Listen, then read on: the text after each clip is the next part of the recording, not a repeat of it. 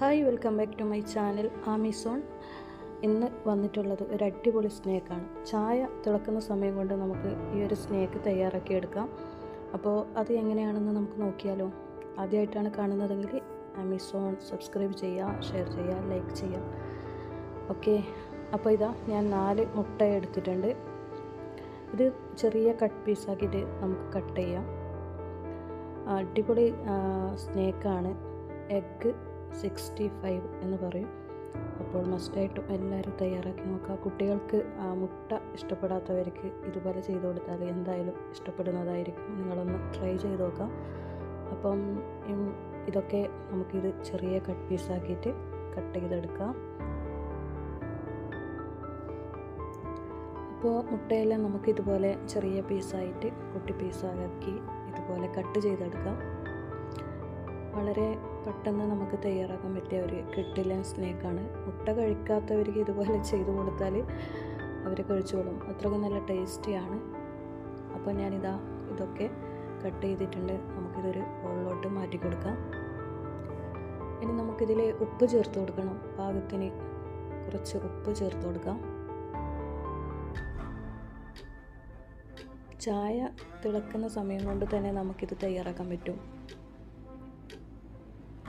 Okay, ഇനി നമുക്കിതിലോട്ട് കുറച്ച് ഉപ്പ് ചേർത്ത് കൊടുക്കാം.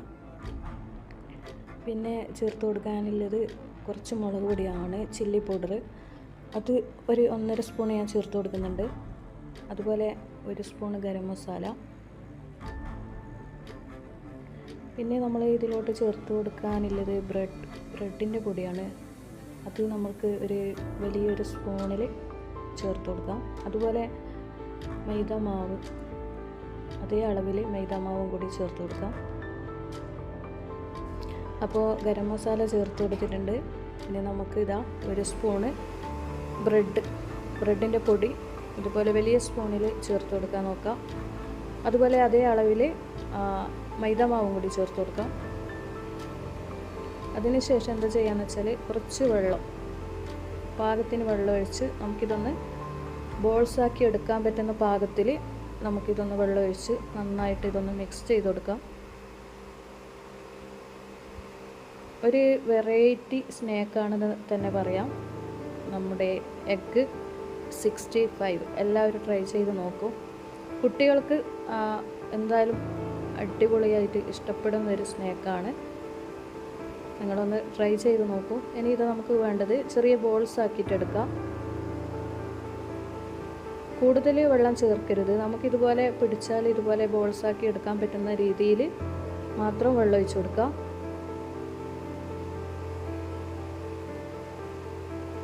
അപ്പം ഇതൊക്കെ എല്ലാം നമുക്ക് ബോൾസാക്കി മാറ്റിയെടുക്കാം. ഓക്കെ, അപ്പോൾ ഇതാ എല്ലാം അതുപോലെ ചെയ്തെടുത്തിട്ടുണ്ട്. ഇനി നമുക്ക് തിളച്ച എണ്ണ ചൂടാക്കാൻ വെച്ചിട്ടുണ്ടായിരുന്നു. അതിലോട്ട് തിളച്ച എണ്ണയിലോട്ട് എല്ലാം ചേർത്ത് കൊടുക്കാം. ശ്രദ്ധിക്കാനുള്ളത് മുട്ടയാണ്. അപ്പോൾ നമ്മളിത് വെളിച്ചെണ്ണയിൽ ഇടുമ്പോൾ പൊട്ടിത്തെറിക്കാൻ ചാൻസ് ഉണ്ട്. അതുകൊണ്ട് കുറച്ച് മാറി നിന്ന് നമുക്കിതെല്ലാം ഒന്ന് പൊരിച്ചെടുക്കാം. നല്ല ബ്രൗൺ കളർ ആകുമ്പോൾ എടുക്കാം. കൂടുതൽ കുക്കാവേണ്ട ആവശ്യമില്ല.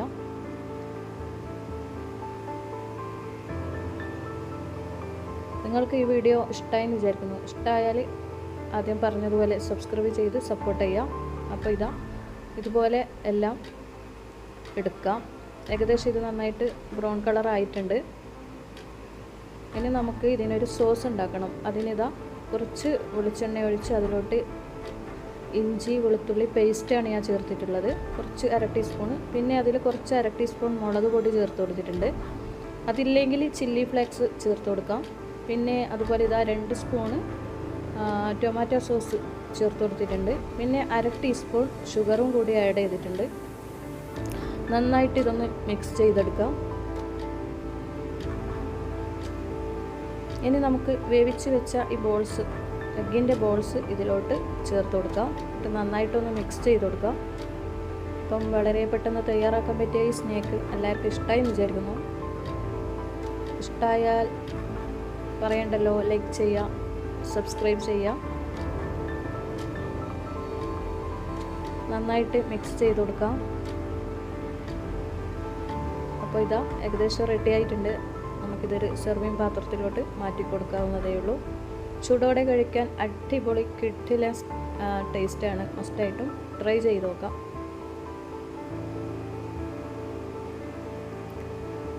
പിന്നെ നമുക്കിതൊരു സെർവിങ് പാത്രത്തിലോട്ട് മാറ്റി കൊടുക്കാം.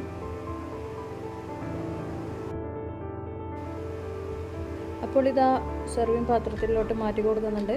അപ്പോൾ എല്ലാവർക്കും ഇഷ്ടമായി വിചാരിക്കുന്നു. അപ്പോൾ അടുത്ത നല്ലൊരു വീഡിയോയിൽ റെസിപ്പി ആയിട്ട് വീണ്ടും കാണുന്നത് വരെ താങ്ക് യു. ബൈ.